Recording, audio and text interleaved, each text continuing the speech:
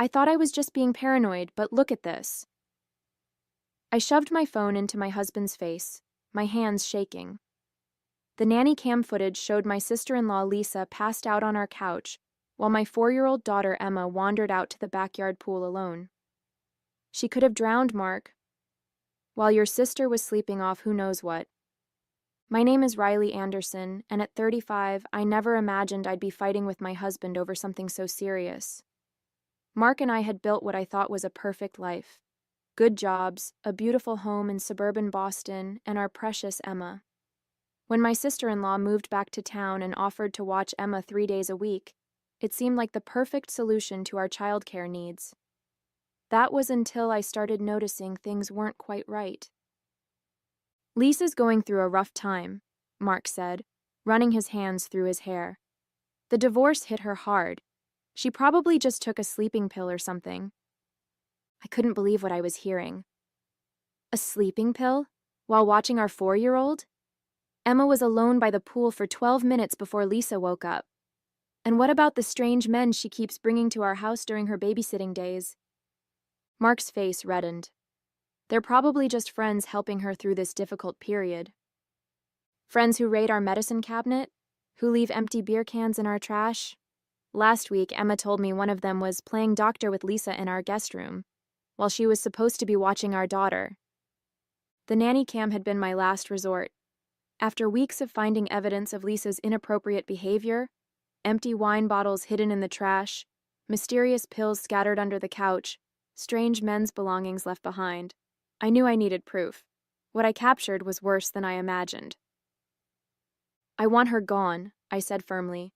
No more babysitting, no more keys to our house, no more putting our daughter at risk. Mark shook his head. She's family, Riley. We can't just abandon her when she needs us. Maybe we can talk to her, set some ground rules. Ground rules? She left our 4-year-old alone by a pool. What if Emma had fallen in? What if... My voice broke as tears started falling. I can't believe you're defending her. After that argument, I started watching the nanny cam footage every evening after Mark went to bed. Each clip confirmed my worst fears. One afternoon, Lisa's friend Jake brought over questionable-looking pills. Another day, she left Emma alone in front of the TV for 3 hours while she napped upstairs. The final straw came when I spotted Lisa taking money from my purse, money I'd specifically counted that morning. I tried talking to my mother-in-law about it, hoping she might intervene. Oh dear, she said, stirring her coffee nervously. Lisa's always been a bit free-spirited, but she loves Emma, and with the divorce, it was the same excuse everyone in Mark's family used to justify Lisa's behavior. My own sister Kate was more direct. You need to get that woman out of your house, she said after I showed her some of the footage. If Mark won't protect Emma, you have to. This isn't about family loyalty anymore. It's about your daughter's safety. I thought about Emma, so innocent and trusting. She loved her Aunt Lisa, even though she'd mentioned things that made my skin crawl. Aunt Lisa's friend gave her special candy that made her sleepy, Emma had told me one day. She said, "Shh, don't tell." The next week, I started working from home on Lisa's babysitting days, claiming my company had changed their remote work policy. I installed more cameras, documented everything. The evidence kept piling up. Prescription bottles with other people's names, mysterious phone calls, Emma being left alone while Lisa disappeared into the guest room with various friends. My breaking point came during a family dinner at my mother-in-law's house. Lisa showed up 2 hours late, clearly under the influence of something. When Emma ran up to hug her, Lisa stumbled and nearly knocked her down. Everyone pretended not to notice. My mother-in-law quickly served dinner, Mark stared at his plate, and I sat there seething. That night, I confronted Mark again. This has to stop, I pleaded. She's not just hurting herself anymore. She's putting our daughter in danger. But he just shook his head and muttered something about family sticking together. I realized then that I was on my own. If Mark wouldn't protect our daughter, I would have to do it myself, even if it meant risking my marriage. I started gathering evidence methodically. Each day, I created detailed logs of Lisa's behavior, backed up the nanny cam footage to a secure cloud drive, and took photos of everything suspicious I found in my house. Kate helped me install motion sensors on our doors and windows, so I'd know exactly when people came and went. The notifications were endless. Lisa letting strangers in at odd hours, Emma being taken out without my permission, mysterious late-night visits. The situation came to a head when Emma developed a mysterious rash. The pediatrician found traces of an unknown medication in her system during routine blood work. When questioned, Emma mentioned that Aunt Lisa had given her special juice to help her take a nap. My blood ran cold. I called a family meeting at my mother-in-law's house. Mark's whole family was there. My mother-in-law, my father-in-law, Lisa, and Mark. I connected my laptop to the TV and played a compiled video of Lisa's worst moments, passing out while watching Emma, bringing strange men into our house, taking pills with them, leaving Emma unattended by the pool. "That's private," Lisa screamed, lunging for my laptop. "You had no right to film me." "I had every right to protect my daughter," I shot back. "Emma's blood work showed traces of sedatives. Want to explain that?" The room fell silent. My mother-in-law started crying. My father-in-law, usually so passive, turned to Lisa with shock on his face. Mark just sat there, pale and silent. "It was just Benadryl," Lisa mumbled. "She wouldn't nap." I pulled out the lab results. "Try again. The doctor says it was prescription sedatives, the same ones you and your friends leave scattered around my house." My father-in-law finally spoke up. "Lisa, is this true? You drugged Emma?" "I needed her to sleep so I could rest.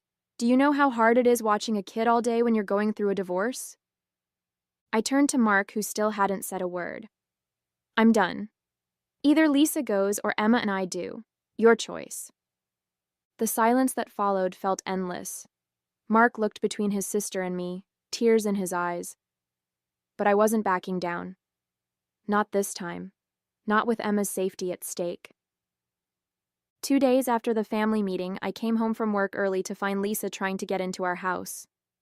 She had been fired from babysitting duties, and Mark had finally changed the locks, but there she was, pounding on our front door. When she saw me pull up, she started screaming. "You ruined everything. You turned my whole family against me." Her words slurred as she stumbled down our front steps. "It was fine before you came along. We took care of each other." I stayed in my car and called the police, recording everything on my phone. Lisa kept ranting, becoming more aggressive by the minute. She picked up one of Emma's garden toys and threw it at my car windshield. "My brother was happy before you. We all were. You think you're so perfect with your rules and your cameras and your stupid job." She grabbed another toy, Emma's favorite watering can, and hurled it across the yard. The police arrived just as she started trying to break our front window with a flower pot. They had to physically restrain her while she screamed about family betrayal and revenge. One of the officers found prescription bottles in her purse. None of them prescribed to her. My mother-in-law showed up as they were putting Lisa in the police car. She had been crying. I could tell by her smeared mascara. "I'll bail her out," she said quietly. "But she's going straight to rehab this time. No more excuses." Mark came home early when I called him about the incident. He stood in our driveway, watching the officers take statements from neighbors who'd witnessed everything. One elderly couple showed videos they'd taken of Lisa's meltdown. "I should have listened to you months ago," Mark said, his voice breaking. She's my little sister. I thought I could help her by giving her a chance, letting her be part of Emma's life. I never thought." I watched as the police car disappeared around the corner, my mother-in-law's car following close behind. The broken toys scattered across our yard looked like casualties of war. In a way, they were, casualties of a family war I never wanted to fight. The aftermath of Lisa's arrest hit Mark's family hard. My mother-in-law checked Lisa into an expensive rehab facility in Vermont, draining her retirement fund to pay for it. My father-in-law finally admitted that Lisa had been struggling with addiction since her teens, but the family had always covered it up, made excuses, enabled her behavior. The police investigation revealed more disturbing details. Those friends Lisa brought to our house, known drug dealers in the area. One of them had outstanding warrants. The pills they'd been sharing, stolen from various homes where Lisa had babysat over the years. My mother-in-law broke down when she learned that Lisa had been stealing medication from her elderly neighbors, too. Emma started having nightmares. During play therapy sessions, she revealed things that made my blood boil. How Aunt Lisa's friends would sometimes stay while she napped. How they told her it was a big girl secret, not to tell Mommy about the special juice or the games they played. Each revelation felt like a knife in my heart. Mark fell into a deep depression. He blamed himself for putting Emma at risk, for not believing me sooner, for enabling his sister's behavior all these years. He started seeing a therapist, trying to understand why he'd chosen his sister's comfort over his daughter's safety. I kept thinking about when we were kids, he told me one night. How I was supposed to protect her. Our dad traveled all the time. Our mom was always at her charity events. Lisa only had me. I guess I never stopped seeing her as that little girl who needed my protection. The neighbors who'd witnessed Lisa's meltdown brought over food and offered support, but others in our community weren't so kind. Rumors spread. Parents at Emma's preschool stopped inviting her to play dates. One mom even pulled her daughter out of Emma's class, claiming she didn't feel comfortable after everything that had happened. My mother-in-law threw herself into research about addiction and enablement. She joined support groups, read every book she could find, and started counseling sessions with my father-in-law. Their perfect family facade had cracked, revealing all the rot beneath, but maybe that's what needed to happen for real healing to begin. Through it all, I kept thinking about the signs I'd ignored early on. The way Lisa would get defensive when I came home early. The strange excuses for Emma's unexplained bruises or missing toys. The times my intuition screamed that something was wrong, but I let myself be convinced I was overreacting. Never again, I promised myself. Never again would I let anyone make me doubt my instincts when it came to protecting my child. The real test came 6 months later when Lisa completed her rehab program. My mother-in-law hosted a small family dinner to celebrate, expecting everything to go back to normal. Mark and I agreed to attend, but Emma stayed with my sister Kate. Lisa looked healthier. Clear eyes, steady hands, no more slurred speech. She hugged everyone except me, which suited me fine. Throughout dinner, she kept talking about her recovery, her new job at a coffee shop, her plans to make amends with everyone she'd hurt. "I'd like to see Emma," she said finally, looking directly at me. "I know I messed up, but she's still my niece. I miss her." The table went silent. My mother-in-law reached for Lisa's hand, ready to support whatever she wanted. My father-in-law studied his plate. But before I could respond, Mark spoke up. "No," he said firmly. "You're my sister, Lisa, and I'm glad you're getting help. But you lost the privilege of being in Emma's life when you put her in danger. That's not something we can just forget because you're sober now." Lisa burst into tears. My mother-in-law started to protest, but Mark cut her off. "Mom, stop. We can support Lisa's recovery without putting my daughter at risk again. Emma's safety comes first. She's 4 years old. She doesn't need to be part of Lisa's amends program." I squeezed Mark's hand under the table, proud of him for finally standing firm. Lisa ran from the room, my mother-in-law following close behind. My father-in-law just nodded slowly, looking relieved that someone had finally said what needed to be said. In the car ride home, Mark was quiet for a long time. Finally, he turned to me. "I had this moment during dinner," he said. "Lisa was talking about her progress, and all I could think about was Emma's blood test results. How do you forgive someone for drugging your child?" "Maybe you don't," I replied. "Maybe some things aren't forgivable." "Mom thinks we're being cruel. That family should stick together no matter what. But Emma is our family too. She's just a little girl who trusted her aunt and got hurt because of it." I thought about Emma, safe at Kate's house, probably covered in cookie dough and watching Disney movies. She hadn't asked about her Aunt Lisa in months. The nightmares had finally stopped. Some kinds of healing could only happen with distance. A year passed. Emma started kindergarten, making new friends and slowly forgetting the trauma of her time with Lisa. Mark and I moved forward too, though the ripple effects of Lisa's actions touched every part of our lives. We installed a better security system, carefully vetted our new babysitter, and never left Emma alone with anyone from Mark's family, even my mother-in-law. The family dynamics shifted permanently. Holiday gatherings became awkward affairs, with Lisa's absence hanging over every conversation. My mother-in-law tried to play peacemaker, constantly updating us about Lisa's progress in her recovery program. She's got her 6-month chip, or she's sponsoring other addicts now, as if these achievements should erase what happened to Emma.